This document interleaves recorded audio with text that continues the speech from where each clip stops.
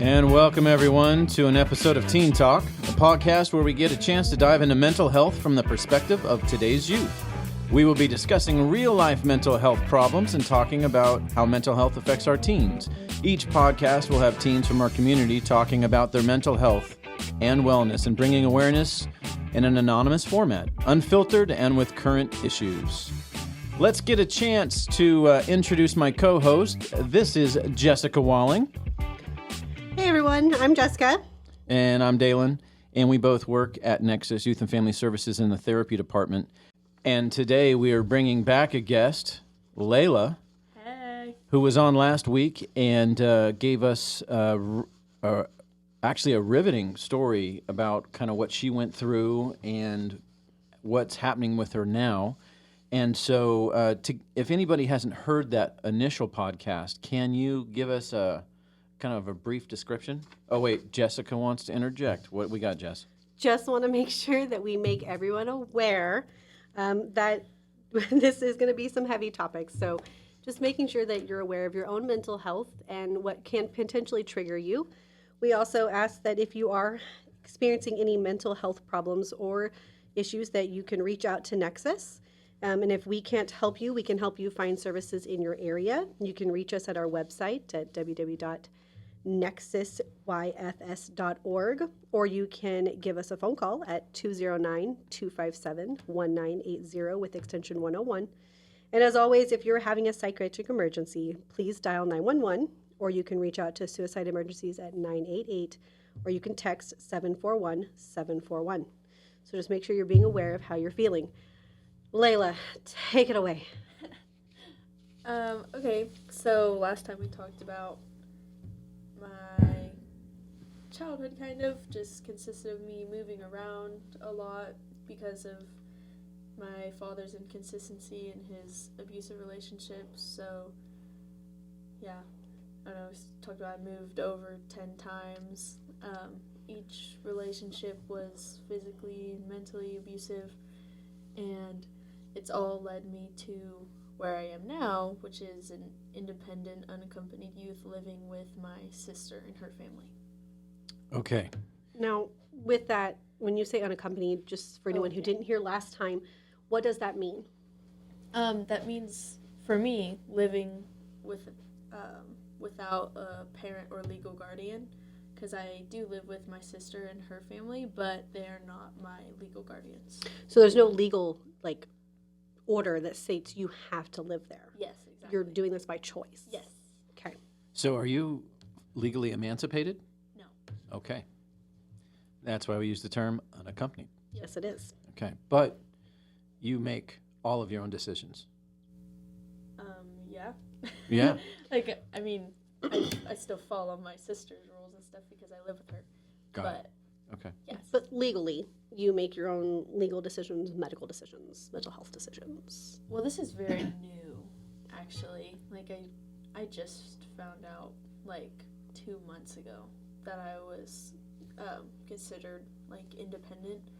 So I don't know. I haven't done too much with it. I've just kind of been living my life I was. Yeah. No, cool. Absolutely. And a lot of people that might listen to this podcast don't even realize that teenagers can get therapy on their own. Mm-hmm. Yeah. They don't need their parents' consent. Yeah, I've done this all on my own. Yeah, I guess Yeah, I absolutely. do make some of my decisions. Yeah. The legal age, Dalen, in order to make that decision is what? 12. 12 years old. At 12 years old, you can decide, I want and need mental health, and you can reach out to get that help. Mm-hmm. Yeah. And one of the things that people that are thinking about therapy are like, I wonder what that's like. I wonder what, if that would help me. They don't understand there's a confidentiality piece to it. So when you come in and talk to a therapist, we're bound by confidentiality not to say anything. We don't say anything to your parents. We don't say anything to school. We don't say anything to doctors. You get to keep everything in-house. We don't talk about your secrets. We don't talk about your stuff. We're a place for you to kind of unload and talk about whatever you want. And there's only there's a few caveats to that, child abuse, sexual abuse, elder abuse, threatening to harm yourself by suicide or threatening to harm other people by murder. We have to report those by law, but even harm to a minor that you know about that's happening, we'd have to report that as well. Yeah. But those caveats are the only ones that interfere. Everything is completely confidential between you and your therapist, and it's a safe place for you to find that healing, which is one of the reasons you talked about coming to therapy, was you wanted to find that healing. So let's talk a little bit about what that looks like for you. What does therapy look like now for you, that it's your choice to be here? Because if you listen to the previous podcast, you talked about, sorry, just a klutz over here. You talked about that it wasn't really your choice as a kid. You were forced to go, but now it's your choice. So what does that look like for you?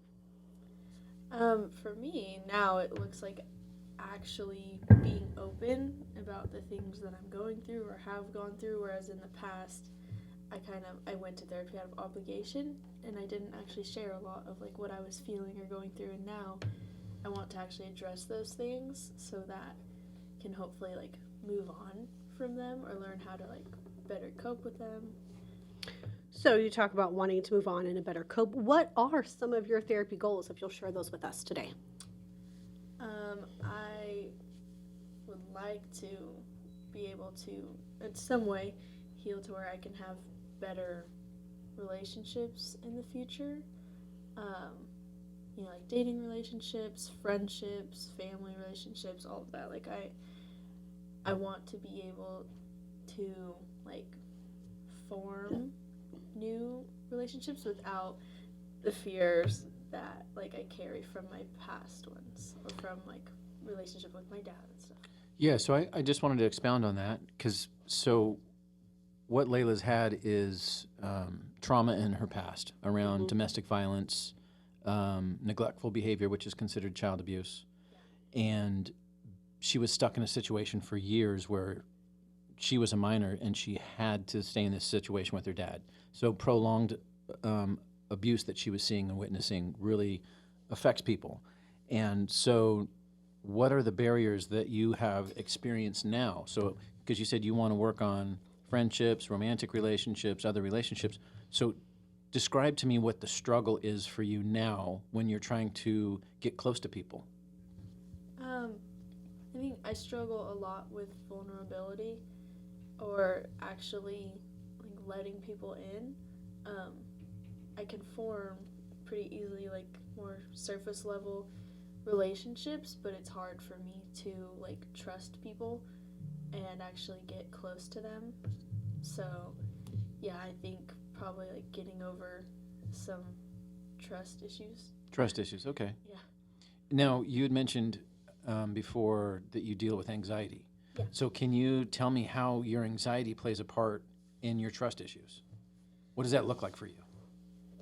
I think in different situations, my anxiety can kind of like attack my mind and like create a bunch of scenarios, like possible outcomes that I create in my head that haven't even happened yet. Like that if I, let someone in, like actually get close to them, then they're going to do this or that, like possibly leave and then hurt me and that kind of thing. Can you give me like a recent example of how this has affected you, like with some detail? Because the reason why we're doing this podcast is to kind of make some awareness happen. So if we have, or somebody goes to our channel and they're a teenager and they're like, wow, I didn't know that somebody else was going through that. I'm experiencing that stuff too. Yeah. So can you give me an example of something so it might be relatable to somebody that's listening to the podcast? I'm sorry, an example of what? Just how your anxiety affects, like you play out all these scenarios. Like walk me through like your mindset and go, I don't, if I say this, then this happens, or if this could happen to me. So the latest relationship that you had ended, we've talked about it's been a while.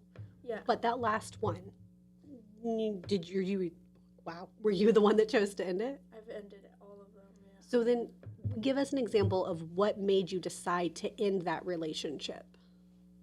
I'm not sure like how much it aligns with like anxiety, but I guess maybe in a way it does. Like, say some of them say like if nothing was quote unquote going wrong. Like they were being totally nice to me. Like nothing was like an outward problem. Like I would get in my head, and I guess I would say that is like anxiety and like create problems really that weren't there, and or just convince myself that like it was going to go wrong. Like once I felt like I was actually starting to like a person, and so then yeah, I would like make myself like get anxious enough until I actually ended it. Like trying to think of an example. That's okay. I don't know. So Self-sabotaging behavior. yeah, Yeah. so the anxiety would create these negative aspects that you weren't really there, but in your mind they were becoming very prevalent to where you felt like you had to end that relationship before they happened Yeah, to protect yourself. mixed in with whatever like actually was happening. Yeah. Yeah. So you want to work on that in therapy? Yeah. So what do you think is a barrier that keeps you from reaching that goal right now? What are you struggling with? I think even though I try not to, like deep down, I still am affected or like at times believe the things that like I was told when I was younger, like by my dad and stuff. Like I think I might have said it in the last one, you know, that like I was worthless, I'm broken, and unlovable and like that kind of stuff. And so even though I try really hard to like act like I'm not affected by that anymore, like I still am. And then so like when I'm actually put myself in those situations of like dating and stuff, that's when all those feelings end up coming back. And I want to be able to eventually be in a relationship where I don't feel that. So do you feel like your brain, when you're thinking about things and all that, you're more focused on the negative than the positive? Yeah. Like So in maybe certain situations, yeah. reframing, you know, our mindset on about ourselves and our relationships. That can Okay. help. Can you talk about maybe any other goals that you want out of therapy? Probably to like improve my self-esteem, which I think is definitely better now than it used to be. But I know it could get a lot better. So I would say like self-esteem, self-sabotage and stuff. And also, I don't really know how this looks, but like hopefully in some way heal from like some of my PTSD where it's not so heavily like prevalent in my life right now. Healing from the trauma? Yeah. Yeah. Because like And what that looks like? And yeah, because I do still like suffer with like flashbacks and stuff like that, which is not fun.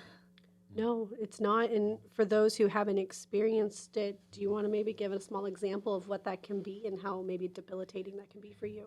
Yeah,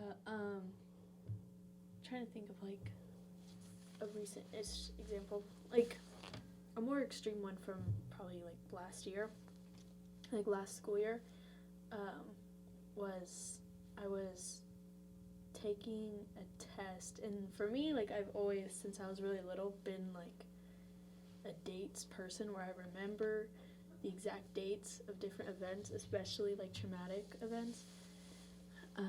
And so it was like the anniversary of like a drunk driving incident, like with my mom or something. And at this point, or no, maybe this was 2 years ago, because I remember I didn't have a relationship with my mom at the time. And so I was remembering a lot of stuff that had happened with that, and then like bad things with my dad, and I started to get like severe flashbacks while I was in class and like taking a test, and it felt so real, like basically just seeing, it's like you're getting inserted into a memory and just watching it in front of you all over again, to where I started like hyperventilating, and I had to leave class, and I fainted because it was like, I don't know, very extreme. Like it could feel very real.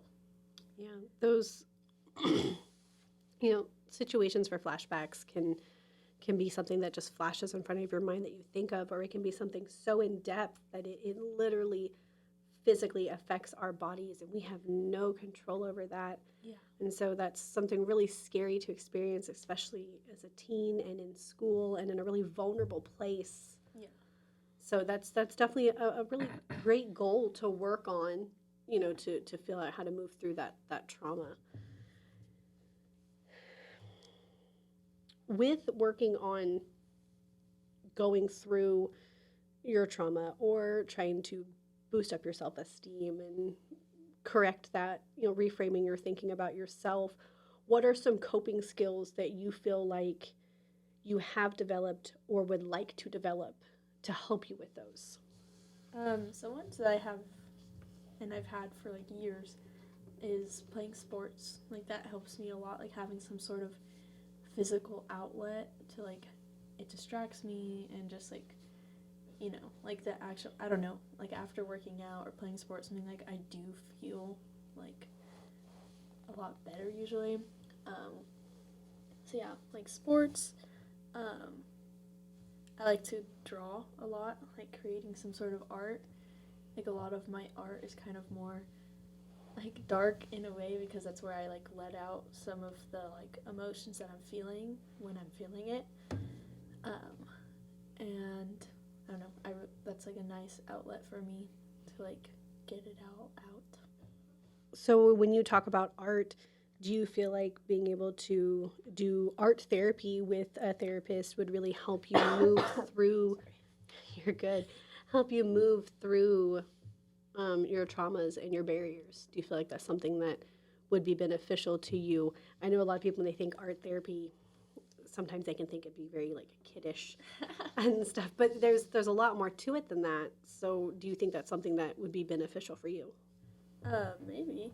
I don't know. I've never really thought about it because I feel like for me, like one of the most rewarding parts of like art is then getting, like later on, getting to look back at like, wow, this came from such a bad time in my life, but in a way it still looks beautiful, you know? Right. Yeah. So, yeah, maybe. Right. Dalen, I know that you've talked about how working out can be really beneficial for clients and helping them. Do you want to speak a little bit about that? Sure. Without getting too scientifically laden with jargon,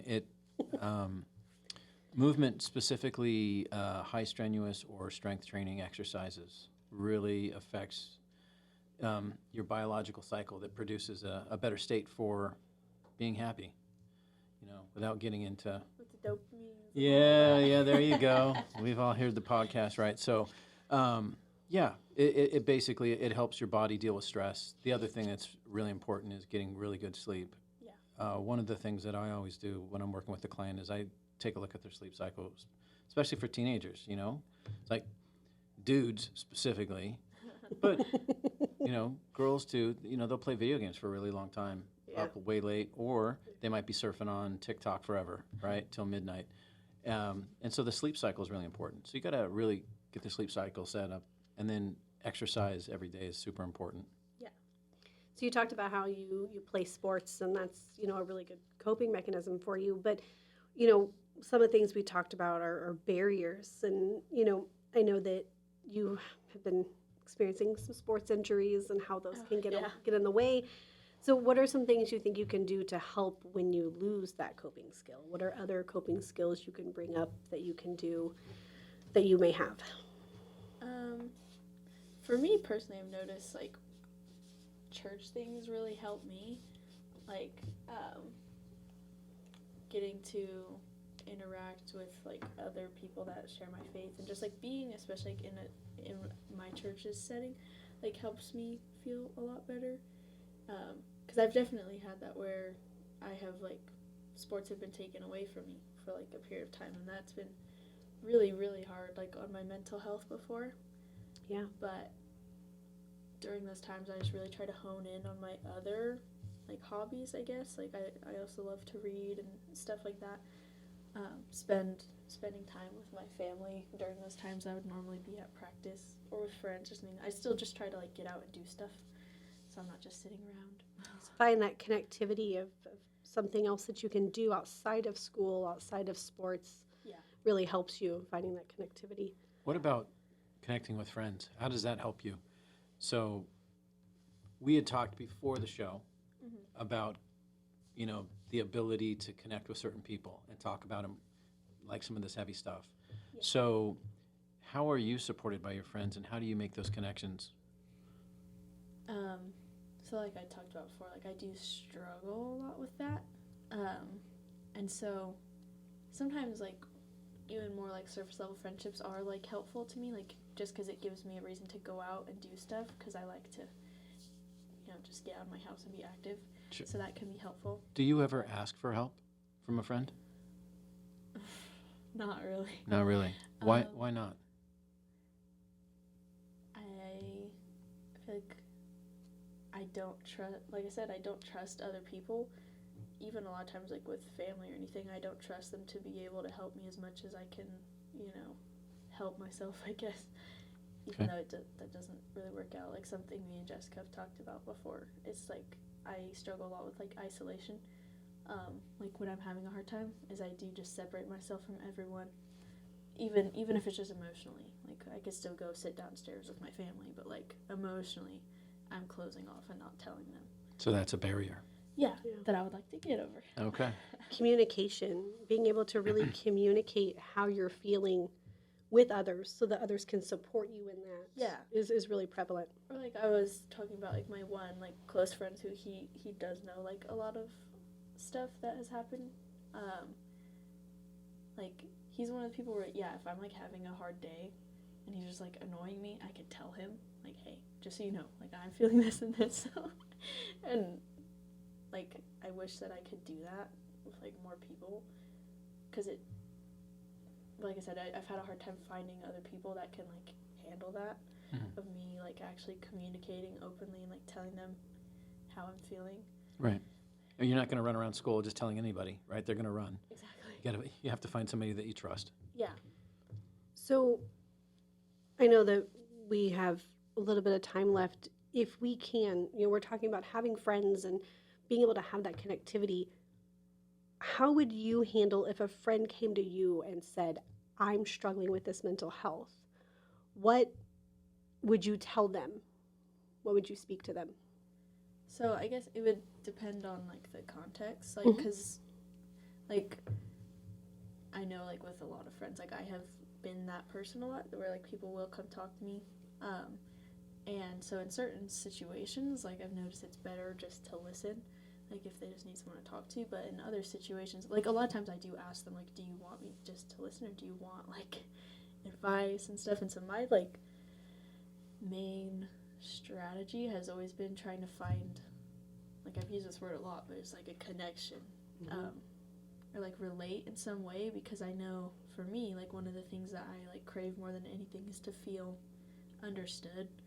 And so like I try to make them feel that way, like in those situations, and let them know like you're not alone in this, like I understand, type of thing, or even if I don't understand, like I will try to, or I'll listen, you can talk to me about it, and then like for depending on the situation, like I can like give some sort of advice of like sharing my type of coping mechanisms, or like talk about therapy, that kind of thing, So do you feel comfortable bringing that up? Yeah. Okay. That's interesting.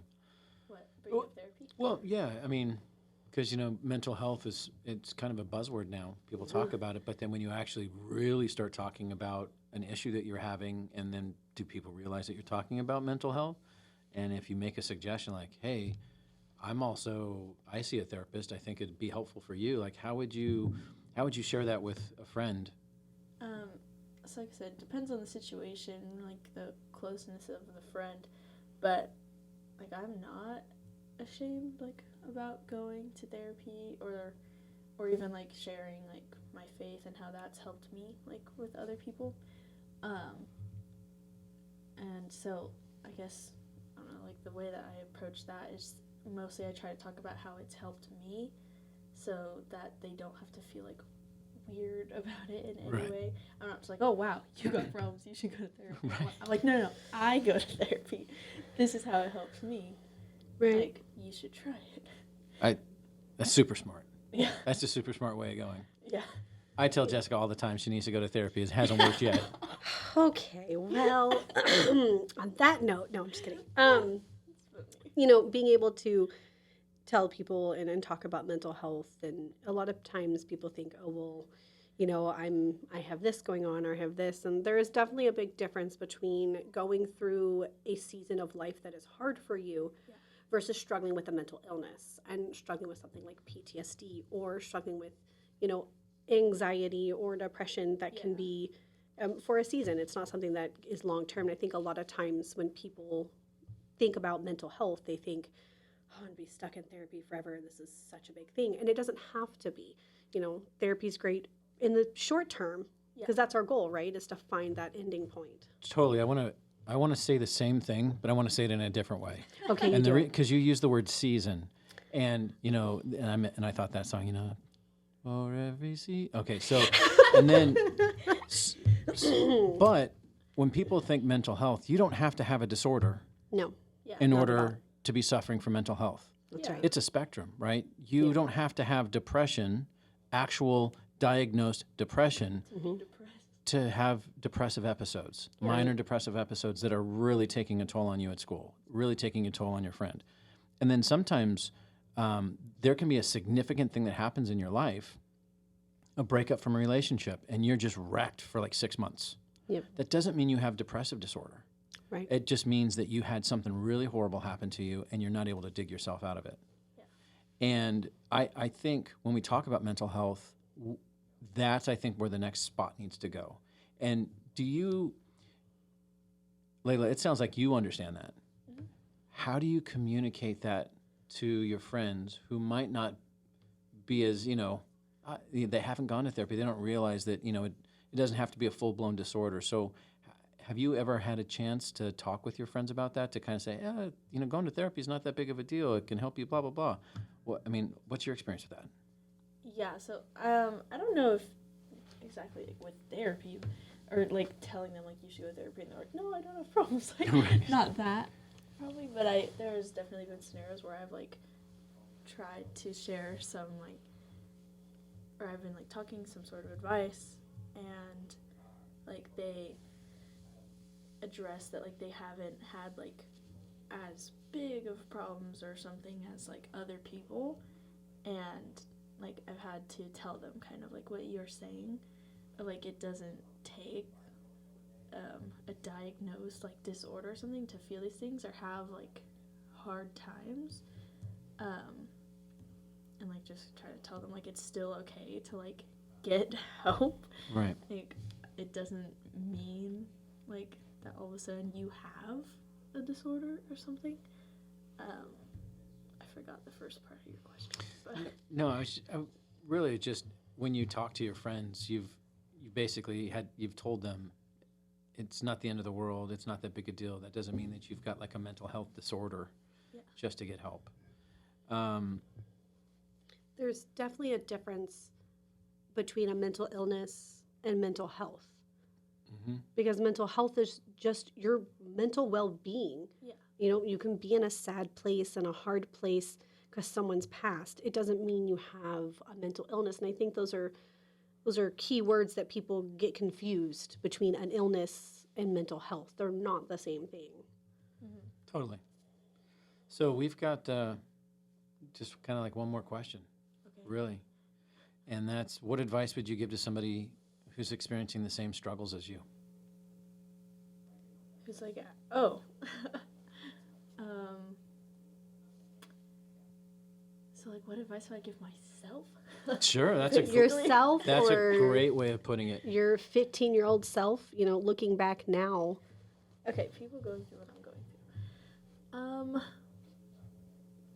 I think like my biggest piece of advice is to find things that do like help you cope, and not just like, sitting in your problems and like letting them simmer. Because like especially like something I used to struggle with a lot was like self-pity, and just like really like letting that kind of build. And so like I've like finally had to reach a point where I'm like, I want to work to like help feel better about some of these things and like better about myself and stuff rather than just like feeling bad all the time.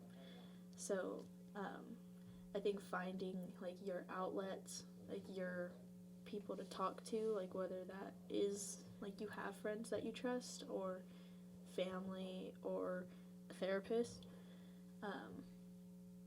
and yeah, like it's okay to ask for help. It doesn't mean that you like have a disorder, or even if you do, like that doesn't have to be as extreme as it sounds. Like I have a disorder, and like it took me a long time to realize like it's okay to ask for help and like admit that, and it really can help. Wiser words not spoken. Yeah, that was Yeah. fantastic. Most adults can't think of it that way. So it's really great. Dalen, do you have any last words? No, Layla, thank you again for sharing your story and really giving everybody perspective, letting us know that help is possible, and talking with friends, and it can be a struggle, and there's barriers. We always have barriers, but that you're trying to overcome them. Hopefully that gives strength to somebody that can hear this podcast, and I wish you the best.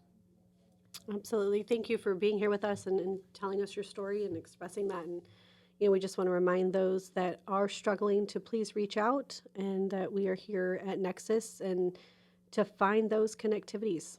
They're important for you. All right. As always, All right, thank you, everybody. This has been an episode of Teen Talk. see you later.